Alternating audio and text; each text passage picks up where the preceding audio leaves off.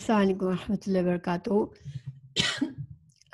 کتاب ہے اربعین نبوی اور حدیث آج کی ہے اخلاص، خیر خواہی، وفاداری۔ انشاءاللہ شروع کرتے ہیں۔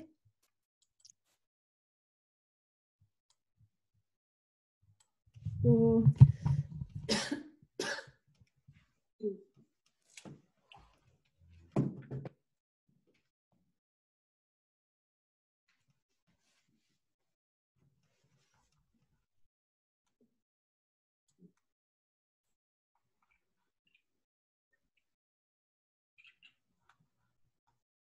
ان ابی رقیہ تمیم ابن اوس الداری رضی اللہ عنہ۔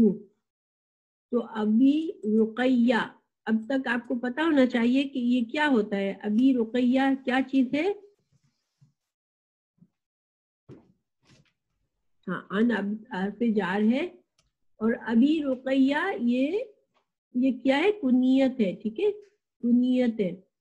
کنیت جو ہوتی ہے عربوں میں، کنیت کا رواج تھا، اور کنیت کس طرح سے بنائی جاتی تھی؟ یا تو اپنے بڑے بیٹے، فرسٹ بیٹا جو ہوتا تھا اس کے نام سے ابو، تو یہ ان صحابی کے بڑے بیٹے کا نام رقیہ ہوگا، یا پھر بعض اوقات بیٹا نہیں ہوتا تو کسی اور وجہ سے بھی کنیت، جیسے حضرت عائشہ نے اپنی کنیت اپنے بھتیجے کے نام سے رکھی تھی، ٹھیک ہے۔ تو یا میں کچھ ہوتا ہے یا ابو کچھ ہوتا ہے، اور یہ ابو سے ابھی کیوں بن گیا؟ یا آن کی حرف جار کی وجہ سے، ٹھیک ہے۔ تو ابھی رقیہ تمیم ابن اوسن، تمیم جو تھے وہ الداری، تمیم ان کا شاید لقب ہے، تمیم ابن اوس الداری رضی اللہ عنہ، اور یہاں پر صرف عنہ ہے۔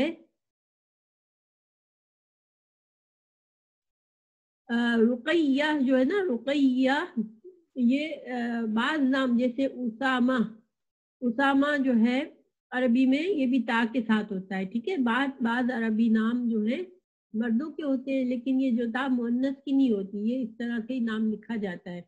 جیسے آپ کو پتہ ہے اسامہ کیسے لکھتے ہیں نا، تا آخر میں اگولتا ہوتا ہے اسامہ میں، تو یہ رقیہ جو ہے، ہاں اسلمہ، ماشاءاللہ۔ تو یہ جو تا جو ہے وہ مؤنث کی نہیں ہے، بس یہ جو تا ہوتی ہے یہ نام کا حصہ ہے، اور بعض جو نام ہوتے ہیں مذکر نام ہوتے ہیں، لیکن ہاں ان میں آخر میں تا ہوتی ہے۔ تو ابو رقیہ تمیم ابن اوس الداری رضی اللہ عنہ، تو اس کا مطلب ہے کہ ان کے ابی رقیہ جو تھے، ابو رقیہ ان کے باپ جو تھے، اس کا نام تو یہاں ہے لیکن وہ مسلمان نہیں تھے، اس لیے کہ انہو لکھا ہوا ہے۔ تو ابو رقیہ جو تھے وہ مسلمان تھے، ان کے والد نہیں تھے، ٹھیک ہے، ورنہ انہما ہوتا۔ اگر باپ اور بیٹا دونوں ہوتے ہیں مسلمان تو پھر کیا کرتے ہیں؟ انہما لکھا جاتا ہے آخر میں، ہاں۔ ان النبی، بے شک نبی صلی اللہ علیہ وسلم، قال فرمایا، رسول اللہ صلی اللہ علیہ وسلم نے فرمایا، الدین النصیحہ، الدین النصیحہ، دین نصیحت ہے۔ اب دیکھیں عربی زبان میں ایک جب جملہ، یہ جملہ ہے، ٹھیک ہے، ایک جب جملہ ہوتا ہے تو اس میں مبتدا ایک ہوتا ہے اور ایک خبر ہوتی ہے، ٹھیک ہے۔ تو یہ خبر جو ہوتی ہے وہ نکیرہ ہوتی ہے، اس میں ال نہیں ہوتا عام طور پر، لیکن یہاں پر خبر پر ال ہے۔ اس سے کیا مطلب ہوا کہ یہ زور دے کے بات کی گئی ہے کہ دین تو صرف خیر خواہی ہے، النصیحہ کہتے ہیں خیر خواہی، ٹھیک ہے، ہاں، ورنہ یہ ہونا چاہیے الدین نصیحۃ، ٹھیک ہے، بات سمجھ میں آئی؟ یہاں ال نہیں ہونا چاہیے تھا۔ اگر ہم کہتے دین نصیحت ہے، دین خیر خواہی ہے، تو ہمیں ال ڈالنے کی ضرورت نہیں تھی، مگر الدین النصیحہ رسول اللہ صلی اللہ علیہ وسلم نے ال لگایا۔ اس کا مطلب ترجمہ ہم کیسے کریں گے کہ دین تو صرف خیر خواہی کا نام ہے، صحیح؟ یعنی دین ہے ہی خیر خواہی، یہ مطلب نکلتا ہے، یعنی زور دے کے کہا گیا. ٹھیک ہے، بات سمجھ میں آئی؟ پھر قلنا، ہم نے کہا، یعنی کہ صحابہ کرام نے کہا، لیمن، کس کے لیے، لی واسطے، من کس کے، ٹھیک ہے، کس کے لیے. قالا، یعنی آپ صلی اللہ علیہ وسلم نے جب یہ فرمایا کہ دین تو صرف نصیحت ہی ہے کا نام ہے، تو صحابہ کرام نے کہا کہ کس کے لیے خیر خواہی، کس کے لیے نصیحت، ٹھیک ہے. تو آپ نے فرمایا قالا للہ، للہ کا کیا ترجمہ ہوگا؟ للہ، اللہ کے لیے،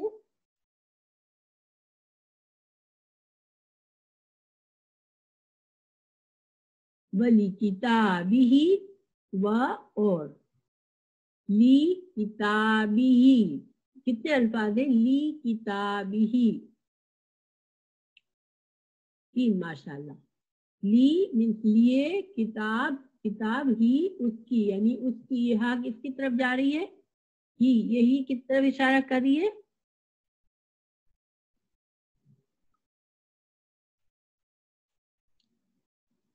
یہ کتاب اللہ کے لیے، اللہ لفظ جلالہ کی طرف، ولی کتابی، اور لیے کتاب کے ہی، اس کی یعنی کہ اللہ کی. ٹھیک ہے، تو دین نصیحت ہے، یعنی خیر خواہی ہے کس کے لیے؟ اللہ کے لیے اور اللہ کی کتاب کے لیے. ولی رسولہ، ولی رسولہ، کتنے الفاظ ہیں؟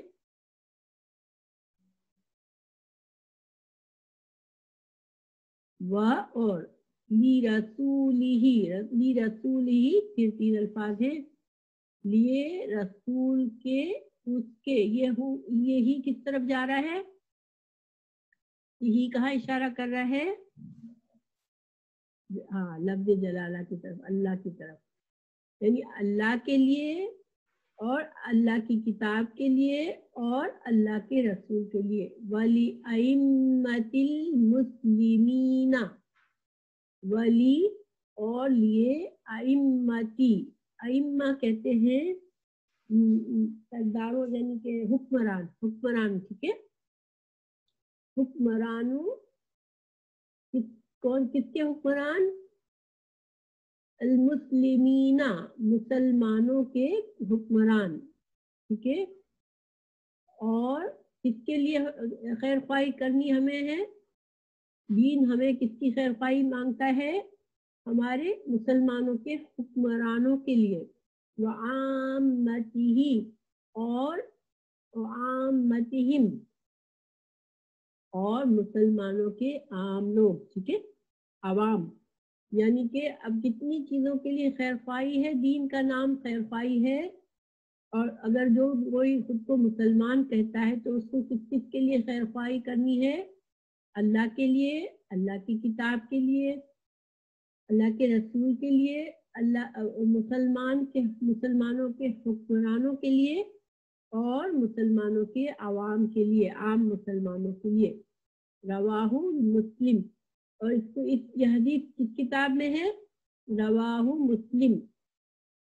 اس حدیث کے راوی کون ہے؟ مسلم. ہاں، امام مسلم کی کتاب سے لی گئی ہے یہ حدیث، اور صحیح حدیث ہے.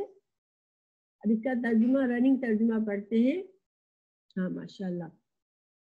ابو رقیہ سیدنا تمیم بن اوس الداری رضی اللہ عنہ سے روایت ہے کہ نبی اکرم صلی اللہ علیہ وسلم نے فرمایا، دین خیر خواہی کا نام ہے. ہم صحابہ نے کہا خیر خواہی کس کے لیے؟ آپ نے فرمایا اللہ تعالیٰ کے لیے، اس کی کتاب کے لیے، اس کے رسول کے لیے، مسلمانوں کے حکمرانوں کے لیے. تو اب ہم اس کو انشاءاللہ تھوڑا سا ہم اس کے اوپر دیکھتے ہیں، غور کرتے ہیں.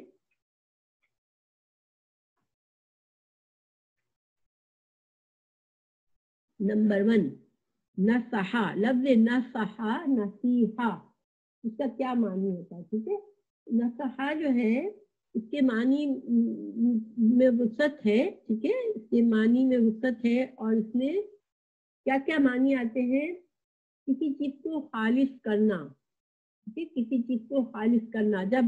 جب شہد میں سے موم کو نکال دیتے ہیں، آپ کو پتہ ہے شہد جو ہے وہ چھتے سے نکلتا ہے، تو جب چھتے سے نکالتے ہیں تو اس میں موم بھی آ جاتا ہے. تو جب اس موم کو نکال کر صاف کرتے ہیں تو اس کے لیے عرب لوگ کیا کرتے ہیں؟ کہتے ہیں نصحت العسل، میں نے شہد کو صاف کر لیا، یعنی خالص کر لیا. تو یہ کس معنی میں ہوا؟ نصحت، خالص کرنا، درست کرنا. اچھا، اسی طرح جب کپڑا پھٹ جاتا ہے تو اس کو سلائی کر کے ٹھیک کیا جاتا ہے تو کیا کہا جاتا ہے؟ نصح الرجل ثوبہ، اس شخص نے اپنا کپڑا درست کر لیا. تو دوسرا معنی کیا ہے؟ درست کرنا، کسی چیز کو صاف کرنا، خالص کرنا، درست کرنا. پھر نمبر 3، تیسرا مفہوم اس سے کیا نکلتا ہے؟ کسی کا حق ادا کرنا. دیکھیے جب حق ادا کرتے ہیں ہم کسی کا تو وہ بھی ہم چیز کو درست کرتے ہیں نا، درست کام کرتے ہیں. ہر انسان کو اس کا حق دینا بھی ایک درست کام ہے. تو نصح سے حق ادا کرنا، یعنی اللہ کا حق ادا کرنا، اللہ کے رسول کا حق ادا کرنا، اس طرح سے. تو حق ادا کرنا کا مفہوم بھی نکلتا ہے. اور لفظ نصیحت بھی اسی سے بنتا ہے. تو نصیحت بھی انسان جو ہے کیوں کرتا ہے؟ دیکھیں ہم والدین اپنے بچوں کو نصیحت کرتے ہیں تو والدین کے دلوں میں بچوں کے لیے ہمیشہ خیر خواہی ہوتی ہے نا. اسی طرح کوئی بڑا بھائی بہن اچھی دوست ہوتی ہے تو وہ اپنی دوست کو نصیحت کرتی ہے. تو نصیحت بھی اصل میں کیا ہوتی ہے؟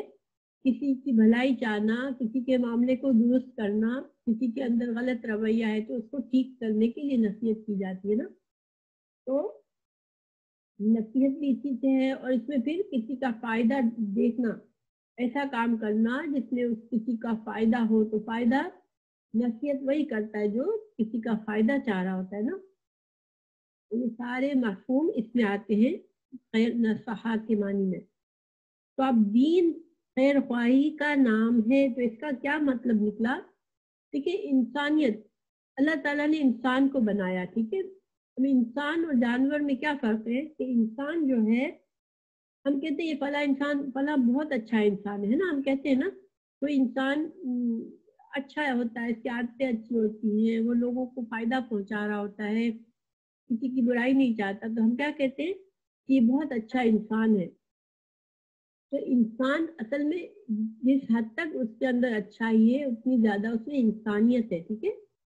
جتنا انسان کے اندر خود ورزی ہے، جتنا وہ صرف اپنا چاہتا ہے، جتنا دوسروں کے لیے خرابی چاہتا ہے، اپنے من مانی کرتا ہے، وہ جانور کے مشابہ ہوتا ہے. وہ انسان، اس کے اندر انسانیت کی کمی ہوتی ہے نا.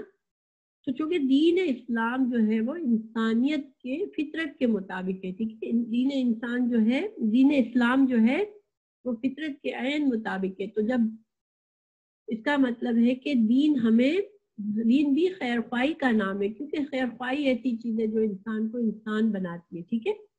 اگر انسان کے اندر خیر خواہی نہیں ہے، دوسرے کو حق کی پہچان نہیں ہے، تو وہ اصل میں انسانیت کا درجے میں بہت لو ہوتا ہے.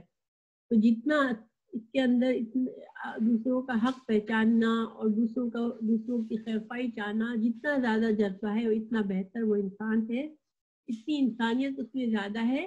تو دین بھی انسان کو انسانیت سکھاتا ہے، ٹھیک ہے.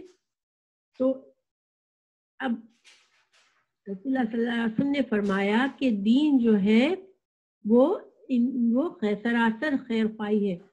تو دیکھیں اللہ سبحانہ تعالیٰ نے ہمیں اس حدیث کے علاوہ بہت جگہوں پر ہمیں پتہ چلتا ہے کہ دین کا تعلق خیر خواہی سے ہے، کیونکہ تمام سورہ اعراف میں ہم نے آیت پڑھی، سورہ اعراف کی آیت نمبر 68 ہے آئی تھنک، کہ ہر نبی نے کیا کہا، ہر نبی نے آ کے اپنی قوم سے کیا کہا کہ میں جو ہوں، ہاں آیت 68، ہر نبی نے کیا کہا کہ میں تمہارا خیر خواہ ہوں، وَأُبَلِّغُكُمْ رِسَالَاتِ رَبِّي وَأَنَا لَكُمْ نَاصِحٌ امین. ہر نبی نے، بار بار آپ نے دیکھا ہوگا سورہ اعراف میں بہت سے انبیاء کا قصہ آیا بہت سی قوموں کا قصہ آیا اور ہر قوم کا نبی نے اس سے آ کر کیا کہا کہ میں تم کو اپنے رب کے پیغامات پہنچاتا ہوں اور میں تمہارا خیر خواہ ہوں، ایسا خیر خواہ جس پر تم بھروسہ کر سکتے ہو۔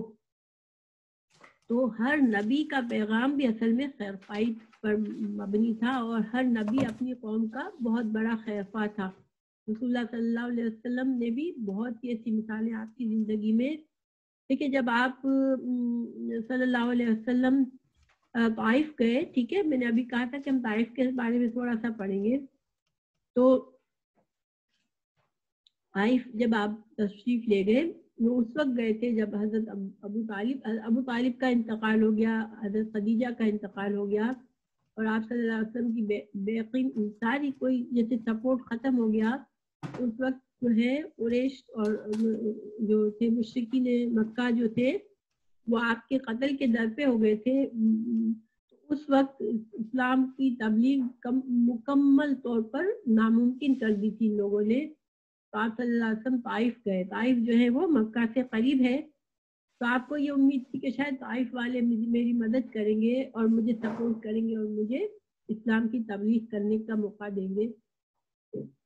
طائف والوں نے آپ کے ساتھ بہت زیادتیاں کی، آپ کو ساتھ بہت حقارت سے سلوک کیا اور بہت بدتمیزی کے ساتھ آپ کو شہر سے نکل جانے کے لیے کہا، اور پھر بہت شریر لڑکوں کو آپ کے پیچھے لگا دیا کہ آپ پر پتھر برسا رہے تھے وہ۔ تو آپ صلی اللہ علیہ وسلم اکیلے تھے، آپ کے ساتھ شاید زید بن حارثہ تھے اور آپ چلے جا رہے تھے اور آپ کے جسم پر پتھر لگ رہے تھے بچوں کے مسلسل، اور خون بہ رہا تھا، آپ کے جوتے خون سے بھر گئے۔ تو حضرت جبرائیل علیہ السلام آئے اور ان سے کہا کہ یا رسول اللہ، ان لوگوں نے آپ کے ساتھ بہت زیادتی کی، آپ حکم دیں، میرے ساتھ یہ پہاڑوں کے فرشتے ہیں۔ ان دو پہاڑوں کے بیچ میں طائف کی بستی تھی۔ تو کہا کہ یہ پہاڑوں کے جو فرشتے ہیں وہ ان پہاڑوں کو آپس میں ملا دیں گے اور ان کو پیس کے رکھ دیں گے، آپ بس حکم دیں ہم کو۔ تو رسول اللہ صلی اللہ علیہ وسلم نے کیا فرمایا؟ نہیں، یہ اگر ایمان نہیں لاتے تو شاید ان کی نسلوں میں سے کوئی لے آئے گا۔ کین یو امیجن، اتنا زیادہ آپ کے ساتھ زیادتی کی، اور آپ کی خیر خواہی کیا تھی کہ آپ ان کی آئندہ نسلوں سے امید لگا رہے تھے کہ اگر آج ہی ختم ہو گئے تو پھر ان کی نسل سے بھی کوئی امید نہیں رہے گی، ان کی نسلیں بھی ختم ہو جائے گی، اور ہو سکتا ہے کہ اگر یہ اسلام نہیں لاتے تو ان کی نسل سے کوئی اور آئندہ لے آئے اسلام۔ تو آپ صلی اللہ علیہ وسلم بھی جو تھی، آپ کی بہت ساری مثالیں تھی خیر خواہی کی۔ آپ کے پاس ایک صحابی آئے جو انہوں نے اسلام لے آئے، تو آپ صلی اللہ علیہ وسلم نے ان سے کہا کہ آپ جو ہیں وہ جا کر اپنے قبیلے کے لوگوں کو آپ اسلام کی تبلیغ کریں۔ یہ طفیل بن عمر الدوسی رضی اللہ عنہ تھے۔ تو جب وہ گئے، بہت کوششیں کی اپنے قبیلے کو سمجھانے کی، لیکن انہوں نے بہت سی مخالفتیں کی اور ان کا بڑا دل ٹوٹا کہ یہ کیسے لوگ ہیں، میں ان کو اتنا سمجھا رہا ہوں اور یہ میری بات نہیں مان رہے۔ تو یہ بہت دل ٹوٹا ہوا لے کر آپ صلی اللہ علیہ وسلم کے پاس آئے کہ یا رسول اللہ، میرے قبیلے کے لوگ بہت شریر ہیں اور وہ اپنے غفلت سے باز نہیں آ رہے، تو آپ ان کے لیے بد دعا کریں۔ آپ صلی اللہ علیہ وسلم نے کیا کیا؟ ان کے لیے دعا فرمائی کہ اللہ تعالیٰ اس قبیلے کے لوگوں کو ہدایت دے دے، اور سبحان اللہ اس کے بعد ان کو ہدایت نصیب بھی ہوئی۔ تو یہ ایسے بہت سے واقعات ہیں آپ صلی اللہ علیہ وسلم کی زندگی میں کہ آپ نے اپنی امت سے بہت زیادہ خیر خواہی کی۔ تو اب اس حدیث میں ہم سے یعنی کہ مسلمانوں سے کہا جا رہا ہے کہ ہم کو کس سے خیر خواہی کرنی ضروری ہے، ٹھیک ہے۔ تو ہم دیکھتے ہیں اللہ سبحانہ تعالیٰ کے حق سے ہم کیا خیر خواہی کر سکتے ہیں، ٹھیک ہے۔ تو اللہ تعالیٰ کے ساتھ خیر خواہی کا کیا مطلب ہے کہ ہم سچے دل سے اسلام کو قبول کریں، سچے دل سے ہم اللہ پر ایمان لائے، پہلی بات۔ اور ایمان کا مطلب ہے کہ ہم اللہ سبحانہ تعالیٰ کو ہی ہر چیز میں اپنا بڑا مانے کہ اللہ ہی نے ہمیں پیدا کیا ہے، اللہ ہی ہماری تمام ضرورتوں کو پورا کرنے والا ہے، اور ہماری جو بھی تقدیر ہمارے ساتھ ہے وہ اللہ سبحانہ تعالیٰ کے قدر سے ہے، اور اللہ کے ہر فیصلے پر ہم راضی رہیں، ٹھیک ہے۔ اور اللہ کے ساتھ کسی کو کسی حال میں شریک نہ کرے. یہ بہت بڑا اللہ کے حق تلفی کیا ہے کہ انسان کسی کو شریک کرے, اللہ کا شریک بنائے, تو اس سے ہر طرح سے بچنا چاہیے. ہم سمجھتے ہیں کہ صرف بتوں کو پوجنا ہی شرک ہے, لیکن نہیں, شرک بہت لیول پر ہو سکتا ہے, اور ہم سب کو اللہ تعالیٰ سے دعا کرنی چاہیے کہ اللہ ہمیں ہر طرح کے شرک سے بچائے. اس لیے کہ انسان اگر اپنے نفس کی بات مانتا ہے, اللہ کے احکامات کے خلاف اپنی خواہشات پرستی کرتا ہے, تو اپنے نفس کی پوجا کر رہا ہے, تو اپنے نفس کا شریک بنا, اللہ کا شریک بنا رہا ہے. اسی طرح انسان کسی بھی اپنے رشتے کے دار کو, کسی دوست احباب کو, کسی کی وجہ سے, کسی کی خوشی کی وجہ سے اپنی نمازوں کو چھوڑ رہا ہے اور نمازوں کو ڈیلے کر رہا ہے, یا دین کے احکامات سے ہٹ رہا ہے, صرف اس لیے کہ کسی اور انسان, کسی اور پیارے محبوب, اپنے کسی اور سے کتنا پیار ہے کہ اس کی رضا کے لیے انسان اپنے دین میں کمی کرتا ہے کسی طرح سے, تو یہ بھی ایک شرک ہے. ٹھیک ہے, اللہ سبحانہ تعالیٰ سے بہت زیادہ ہمیں دعا کی ضرورت ہے کہ اللہ تعالیٰ ہمیں شرک سے ہر طرح سے بچائے, اور یہ دعا بہت مفید ہے. اللہم انی اسألک الہدی والتقی والعفاف والغنی. تقا, اس میں ہم اللہ کا خوف مانگتے ہیں اللہ سے کہ اللہ ہمیں تو ہدایت دے, اللہ تو ہمیں تقوی دے, اللہ تو ہمیں عفت دے, گناہوں سے بچنے کی توفیق دے, اور اللہ تعالیٰ ہمیں غنی کر دے, یعنی ہم دوسروں کو کبھی کسی کو اتنی اہمیت نہ دے کہ ہمارے دین پر اثر آئے, ہر دوسروں سے بالکل بے نیاز ہو جائے. تو یہ دعا بہت اچھی ہے. اللہم انی اسألک الہدی والتقی والعفاف والغنی.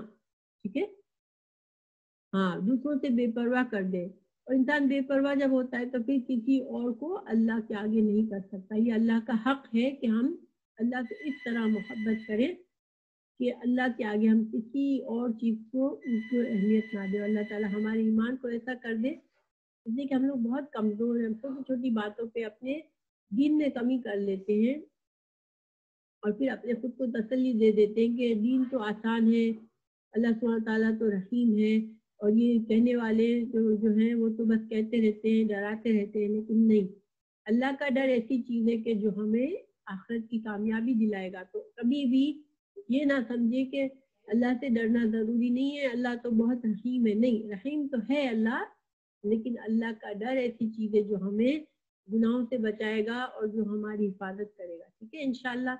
تو اللہ تعالیٰ ہم سب کو پوری, دیکھیں کوئی ہم حق نہیں ادا کر سکتے, ہم کمزور ہیں, لیکن اللہ تعالیٰ ہمیں توفیق دے کہ ہم پوری طرح سے کوشش کریں کہ ہم اللہ کا حق ادا کریں. ٹھیک ہے, اپنے پورے اخلاص کے ساتھ ہم کوشش کریں اور اپنے آپ کو جج کریں خود کہ میرے اندر کتنی کمزوری ہے, میں کہاں اللہ کے حق میں کمی کر جاتی ہوں. تو اللہ تعالیٰ ہم سب کو یہ احساس دے اور ہم کوشش کریں انشاءاللہ اچھے مسلمان بننے. پھر دوسرا, اللہ کی کتاب کا کیا حق ہے.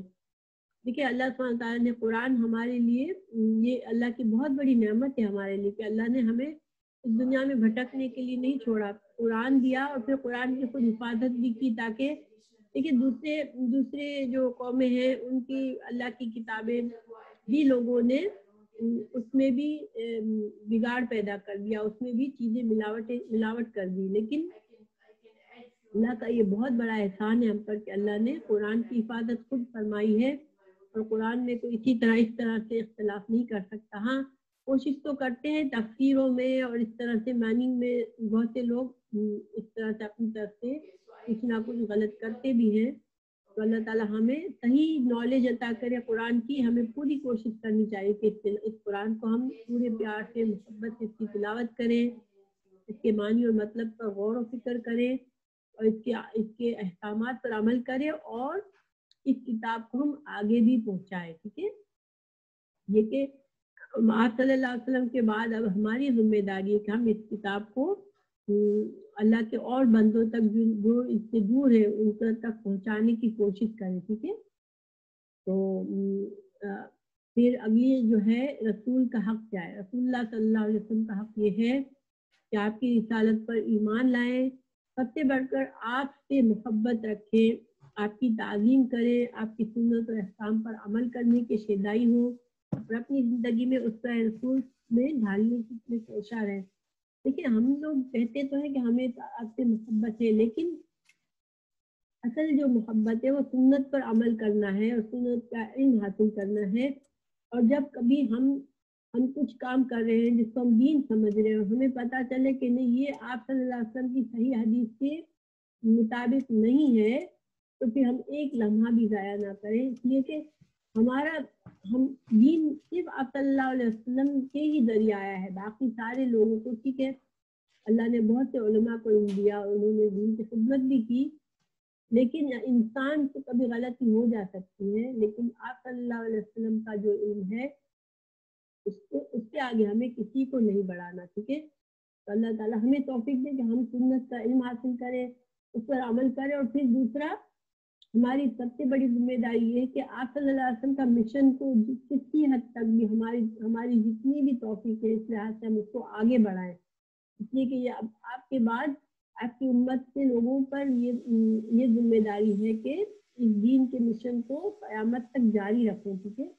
تو اللہ تعالیٰ ہمیں ان لوگوں میں سے بنائے جو دین کی خدمت کرتے ہیں اور جو اس دین کو آگے بڑھاتے ہیں، اس لیے کہ اس سے بڑا عزت والا اور کوئی کام نہیں ہے کہ انسان اس دین کو صحیح طرح سے سیکھے اور پھر اس کو آگے بڑھائے اور کبھی بھی حدیث کے خلاف نہ جائیں، صحیح حدیث مل جائے پھر آپ کا ایک معیار بنا لے کہ ہمارے اعمال جو بھی دین ہم عبادت کر رہے ہیں، جو دین کا طریقہ کر رہے ہیں، وہ آپ صلی اللہ علیہ وسلم قرآن کے مطابق ہو، آپ صلی اللہ علیہ وسلم کی حدیث کے مطابق ہو، اور ہم یہ دیکھیں کہ آپ کے بعد صحابہ کرام نے وہ عمل کبھی کیا تھا یا نہیں۔ اگر صحابہ کرام نے اس عمل کی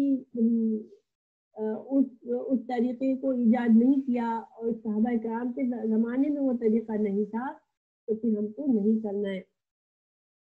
بہت سے لوگ آج کل بھی مجھے کسی نے پوچھا کہ ہمارے فلاں بزرگ کا انتقال ہو گیا اور ہمیں لوگوں نے قرآن خوانی سے منع کر دیا، تو دیکھیں یہ تو صحیح بہت سے لوگ ہم سے ناراض بھی ہو رہے ہیں کہ ہم نے قرآن خوانی بھی نہیں کی۔ تو دیکھیں لوگوں کی ناراضگی کی پرواہ نہ کریں، کیونکہ ہمیں یہ دیکھنا ہے کہ رسول اللہ صلی اللہ علیہ وسلم کے زمانے میں اور صحابہ کرام کے زمانے میں جب کسی کا انتقال ہوتا تھا تو کیا کیا جاتا تھا، ٹھیک ہے؟ اگر ہم اسی کو فالو کریں گے انشاءاللہ اور اس کے علاوہ جو بھی نئی باتیں ہم نے سیکھی ہے ان کو چھوڑ دیں گے تو ہمارے لیے جو ہمارے اس دنیا سے رخصت ہونے والے رشتے داروں کے لیے بھی انشاءاللہ اس میں بہتری ہے۔ تو اسلام ہمیں یہ سکھاتا ہے کہ مرنے والے کا سوگ صرف 3 دن ہوتا ہے، ہاں بیوی جو ہے وہ 4 مہینے 10 دن اس کو عدت ہوتی ہے، وہ سوگ کا پیریڈ ہوتا ہے اس کا کہ اس میں وہ اپنے شوہر کا سوگ منائے، لیکن صرف غم صرف 3 دن کا ہوتا ہے، پھر 40واں اور برسی اور برسی اور برسی اور برسی نہیں ہوتی۔ ہاں یہ ساری چیزیں نہ حدیث سے ثابت ہیں، نہ آپ صلی اللہ علیہ وسلم کے زمانے میں ایسی کوئی ہوئی چیزیں، نہ صحابہ کرام کے زمانے میں ہوئی، ٹھیک ہے؟ زمین پر بیٹھ تیجا اور چہلم، یہ جو ساری چیزیں ہیں نا سسٹر دعا، یہ کوئی بھی آپ کے صحیح حدیث سے کوئی چیز ثابت نہیں ہے، نہ صحابہ کرام نے ایسی کوئی چیز بنائی ہے، ٹھیک ہے؟ 3 دن کا سوگ الاؤڈ ہے، اس میں کیا کیا جاتا ہے کہ آپ جس کے گھر میں موت ہوئی ہے اس کے گھر میں جائیں، وزٹ کریں، کچھ دیر بیٹھ کے اگر ان سے اچھی بات کریں، اگر وہ آپ سے اپنا کچھ غم شیئر کرنا چاہ رہے تو آپ سنیں، اگر وہ بہت زیادہ غمگین ہے تو آپ ان کو تسلی دیں، ان کو اللہ پر بھروسہ کرنے کی تلقین کریں، ان کو دعائیں دیں اور ان کے لیے دعا کریں، اور پھر آپ آ جائیں۔ اور اگر قریبی رشتے دار ہیں تو جس کے گھر میں موت ہوئی ہے اس کے گھر میں کھانا وغیرہ بھی لے کر جائیں، کیونکہ جس کے گھر میں موت ہوئی ہوتی ہے اس کو پھر کھانا پکانا یہ ساری چیزیں نہیں ہوتا، تو آپ ان کے لیے کھانا لے کر جائیں، لیکن یہ نہیں کہ دعوتیں چل رہی ہیں اور بیچارہ انسان غم میں پڑا ہوا ہے لیکن اس کو فکر ہے کہ مجھے اب سیکنڈ تھرڈ ڈے دعوت کرنی ہے، لوگوں کو بلانا ہے، لوگوں کو کھلانا ہے، یہ ساری چیزیں اسلام نے ہم پر امپوز نہیں کی ہے۔ دیکھیں لوگوں کو بلا کے کھلانا، اور ابھی تو آپ کا غم اتنا تازہ ہے اور اب آپ کے اوپر یہ ذمہ داری آ گئی کہ آپ لوگوں کو زیارت کریں اور لوگوں کو بلائیں اور لوگوں کو کھلائیں. یہ سب چیزیں لوگوں نے اپنے اوپر ڈال دی ہیں، تو ہمیں اس کا احتیاط کرنی ہے. اور ان چیزوں سے ہمیں کوئی اجر نہیں ملنے والا، نہ بلکہ اگر مرنے والے گھر کا بڑا ہے، اس نے کبھی اپنے خاندان کو صحیح طریقے نہیں سکھائے بلکہ ان کو تلقین کی کہ میرے لیے تم یہ میری زیارت میں یہ کھانے بنانا، یہ لوگوں کو بلانا، یہ کرنا، تو پھر اس کو بھی اس کے لیے بھی گناہ ہے، مرنے والے کے لیے بھی گناہ ہے. لیکن اگر اس نے کوئی ایسی تلقین نہیں کی ہے تو پھر اس کے عزیز و اقارب بھی اس چیز سے بچے. ٹھیک ہے، ہمیں ضرور یہ پرانی رسومات کو توڑتے ہوئے ہمیں بعض اوقات لوگوں کی ناراضگی کا سامنا کرنا پڑتا ہے. لوگ ہمارے بارے میں باتیں بھی بناتے ہیں، لیکن انشاءاللہ اگر ہمارا دل ہم مطمئن کر لیں گے کہ مجھ پر اللہ کا حق ہے اور اللہ کا دین وہی ہے جو اللہ نے اور اللہ کے رسول نے سکھا دیا، اور میں دین کو طریقے سے ہم دین کے طریقے سے ہم جو بھی کام کرتے ہیں ہمارے لیے عبادت ہے، تو ہمارے لیے ساری عبادت ہی کہلائے گی انشاءاللہ.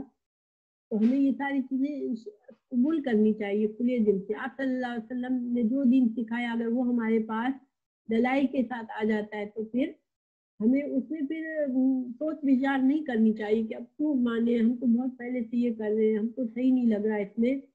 ٹھیک ہے، دین ہماری عقل کے مطابق نہیں ہے. ٹھیک ہے، تو آئی ہوپ کہ اس سے فائدہ ہو آپ لوگوں کو. آپ لوگ ضرور اس پر غور کریں انشاءاللہ. پھر مسلمانوں کے جو حکمران ہیں ان کے لیے ہم کیا نصیحت، کیا خیر خواہی کر سکتے ہیں؟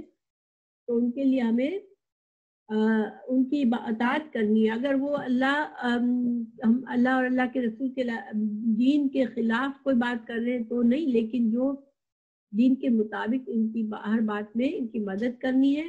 اور ان کی چاہے ہمیں ذاتی طور پر وہ اس کی شخصیت ناپسند ہو، لیکن اگر وہ دین کے لحاظ سے کوئی غلط کام نہیں کر رہا تو ہمیں اس کی اطاعت کرنی ہے. ٹھیک ہے، اور اس کا ساتھ دینا ہے، اس کے خلاف بغاوت نہیں کرنی. ہاں البتہ اگر دین کے خلاف کی باتیں کر رہا ہے تو پھر اسلام سے دور کر رہا ہے لوگوں کو، تو وہ دوسری بات ہے. پھر عام مسلمانوں سے خیر خواہی ہم کیسے کر سکتے ہیں؟ عام مسلمانوں سے ہمدردی رکھیں، اس سے سلوک کریں، ممکن حد تک ایک کو فائدہ پہنچائے، کسی کو ایذا نہ دے، بڑوں کا احترام کریں، چھوٹوں سے شفقت سے پیش آئیں، ان کے عیوب پر پردہ ڈالیں، امر بالمعروف اور نہی عن المنکر کا فریضہ انجام کریں. دیکھیں، امر بالمعروف اور نہی عن المنکر ہمارے لیے بہت ضروری ہے. ٹھیک ہے، حضرت ابوبکر صدیق نے یہی فرمایا پہلے. ہاں بالکل، ہمیں حضرت ابوبکر صدیق، حضرت عمر، انہوں نے تو حکمران بنتے ہی کہہ دیا کہ اگر میں کچھ غلط کروں تو مجھے فوراً میرا ہاتھ پکڑ لینا، میں صحیح کروں تو میری مدد کرنا. تو ان لوگوں کو تو احساس تھا، وہ اللہ کی رضا چاہتے تھے نا. آج کے حکمران تو الگ چیز ہے، لیکن وہ اللہ کے بندے ایسے تھے کہ وہ حضرت عمر رضی اللہ عنہ کو ایک بوڑھی عورت نے کہا، اے عمر اللہ سے ڈر، تو آپ زمین پر گر گئے اور اپنا گال زمین سے لگا دیا، اتنا آپ کو خوف طاری ہو گیا آپ کے اوپر. تو یہ صحیح معنوں میں خوف تھا اللہ کا. ہم تو امیجن بھی نہیں کر سکتے. اللہ تعالیٰ ہمیں بھی وہ تقویٰ دے، لیکن ہم بہت دور ہیں ابھی اس تقویٰ سے. ہمیں بار بار ہمیں پتہ بھی چلتا ہے لیکن ہم اپنے نفس کی باتوں پر اڑے رہتے ہیں. پھر رسول اللہ صلی اللہ علیہ وسلم جب بیعت لیتے تھے مسلمانوں سے تو مسلمانوں سے اسی طرح بیعت لیتے تھے کہ نماز قائم کرو گے، زکوٰۃ ادا کرو گے اور تمام مسلمانوں سے خیر خواہی کرو گے. اور دیکھیں یہ جو ہے نا حضرت ہم جو سورہ عصر پڑھتے ہیں، اعوذ باللہ من الشیطان الرجیم، والعصر ان الانسان لفی خسر الا الذین آمنوا وعملوا الصالحات وتواصوا بالحق وتواصوا بالصبر. اس میں بھی ہمیں کیا بتایا گیا کہ تمام انسان جو ہے وہ خسارے میں ہے. اللہ سوائے اس خسارے سے کون بچ سکتا ہے؟ جو ایمان لائے، نیک عمل کرے اور ایک دوسرے کو نیکی اور بھلائی کا حکم دے اور برائی سے روکے. تو اب دیکھیں یہ جو ہے نا کام بڑا مشکل ہوتا ہے. ہم عام طور پر لوگوں کی اچھی بات تو ایزیلی کہہ دیتے ہیں کہ تم بہت اچھا کام کر رہی ہو یہ وہ، لیکن کسی اپنی بہن کو، اپنی بہت پیاری دوست کے اندر کوئی غلطی دیکھتے ہیں ہم، جو ہمیں پتا ہے کہ اس کی وجہ سے خود اس کا نقصان ہے، ہمارا منہ نہیں کھلتا کہ ہم اس کو سمجھائیں، کیونکہ ہمیں پتا ہوتا ہے کہ ہم سمجھائیں گے تو وہ ہم سے ناراض ہو جائیں گے. مثال کے طور پر اگر ہماری کوئی بہت پیاری دوست ہے، ہماری کوئی بہت ہماری بہن ہے جس سے ہمیں پیار ہے، لیکن ہمیں پتا ہے کہ وہ بہت زیادہ فضول خرچے اور جس کی وجہ سے اس کے شوہر کے درمیان اور اس کے درمیان ناراضگی ہوتی رہتی ہے. اب وہ ہماری بہن کو ہمارے لیے بہت مشکل ہوتا ہے کہ ہم اس کو سمجھائیں کہ دیکھو تمہارا شوہر کی بات مان لو اور تم جو ہو بہت زیادہ خرچ کرنے سے بچو، فضول خرچی سے بچو. تو بہن ہم سے ناراض ہونے کا چانس ہوتا ہے، لیکن ہمیں اللہ پر بھروسہ ہے تو ہمیں اس بہن کو سمجھانا ہے. تو خیر میں ایک مثال دے رہی ہوں، لیکن ہر زندگی میں تمام لوگوں کے اندر کچھ نہ کچھ ایسے واقعات ہوتے ہیں کہ آپ خود اندازہ لگا سکتے ہیں کہ خیر خواہی ہمیشہ آسان نہیں ہوتی. ٹھیک ہے،